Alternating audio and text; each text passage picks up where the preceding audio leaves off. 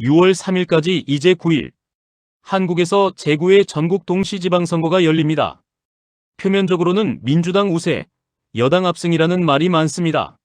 그런데 이 선거, 정말 그렇게 단순하게 읽어도 될까요? 오늘은 여론조사 수치 이면에 있는 구조적 변수들을 짚겠습니다. 무당층 27%, 보수 결집, 투표율 효과, 허니문 선거의 역사적 패턴. 이 4개의 키워드를 중심으로 63지방선거의 진짜 판세를 분석합니다. 이번 선거는 성격이 이중적입니다. 첫째는 이재명 정부 1년 신임 투표입니다. 대통령 지지율은 현재 59%대 여전히 고공행진 중입니다. 민주당 정당 지지율은 46%로 국민의힘 21%의 2배가 넘습니다. 표면만 보면 여당의 압승이 당연해 보입니다. 그런데 둘째 성격이 복잡성을 더합니다. 바로 12.3 비상계엄 이후의 야당 재건 여부 심판입니다. 국민의힘은 비상계엄 관여 의혹 인사와 친윤 계열을 다수 공천했고 그 결과 당 내부의 잡음이 끊이지 않고 있습니다. 이 두 가지 심판의 성격이 겹치면서 선거 결과는 단순히 여당 몇 곳, 야당 몇 곳이 아닌 정치 지형 자체의 재편 신호로 읽혀야 합니다. 이번 선거를 분석할 때 반드시 참조해야 할 역사적 패턴이 있습니다. 한국 헌정사에서 신정권 출범 직후에 치러진 전국 단위 선거, 이른바 허니문 선거에서 집권 여당이 패배한 사례는 사실상 없습니다. 2018년 문재인 정부 1주년 지방선거에서 민주당은 광역단체장 14곳을 석권했습니다. 2022년 윤석열 정부 출범 직후 지방선거에서는 국민의힘이 압승했고 2심 투표율은 50.9%로 역대 두 번째로 낮았습니다. 이 패턴이 시사하는 것은 두 가지입니다. 하나, 허니문 효과는 구조적으로 실제한다. 둘, 투표율이 낮아질수록 결집한 지지층이 결과를 좌우한다. 이 원리를 2026년에 대입하면 민주당의 우세는 일단 역사적 구조와 일치합니다. 그러나 투표율 변수가 결과의 폭을 결정짓는 핵심 요인이 됩니다.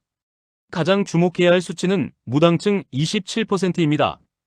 한국갤럽 5월 조사에 따르면 지금 한국 유권자 4명 중 1명 이상이 어떤 정당도 지지하지 않는다고 응답했습니다.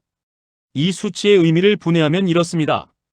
민주당 지지율 46%, 국민의힘 21%로 격차가 크지만 부동층 무당층의 27%가 어느 방향으로 움직이느냐에 따라 실제 선거 결과는 여론조사와 크게 달라질 수 있습니다.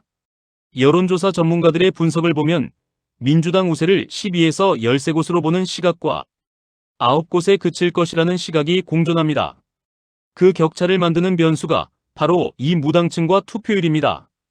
특히 서울의 경우 여론조사 전문가들은 투표율이 높은 60대 이상 유권자가 충청권보다도 보수적이라는 점과 부동산 민심이 서울 표심과 강하게 연결되어 있다는 점을 지적합니다.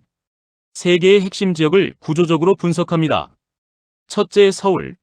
최근 여러 여론조사에서 민주당 정원호 후보가 우세하지만 한국경제분석에 따르면 9건의 조사 중 4건에서 오차범위 밖으로 앞서고 나머지 5건에서는 오차범위 내 경합이 벌어지고 있습니다.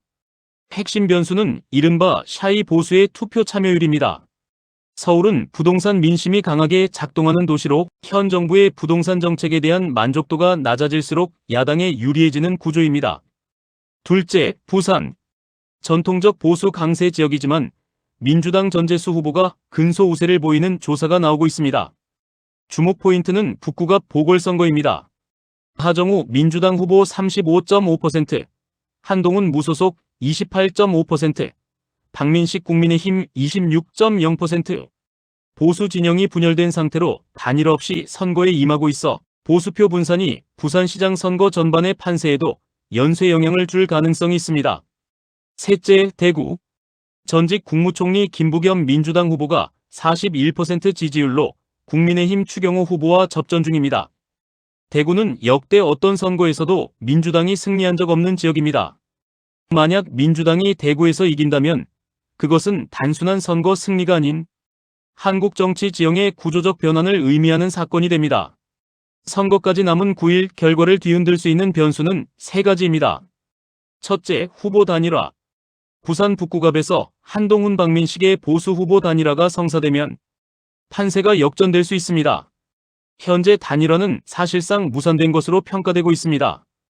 둘째, 투표율.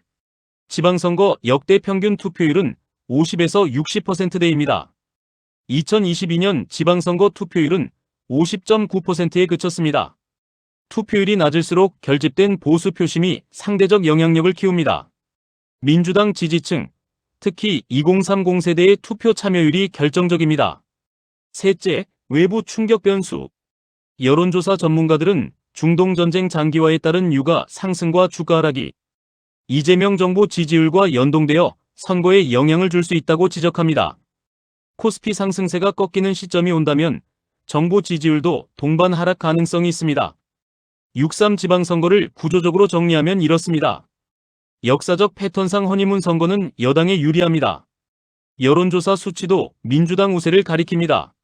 그러나 무당층 27%, 투표율 효과, 보수 결집 가능성은 그 격차를 좁히거나 일부 지역에서 뒤집을 수 있는 실질적 변수입니다.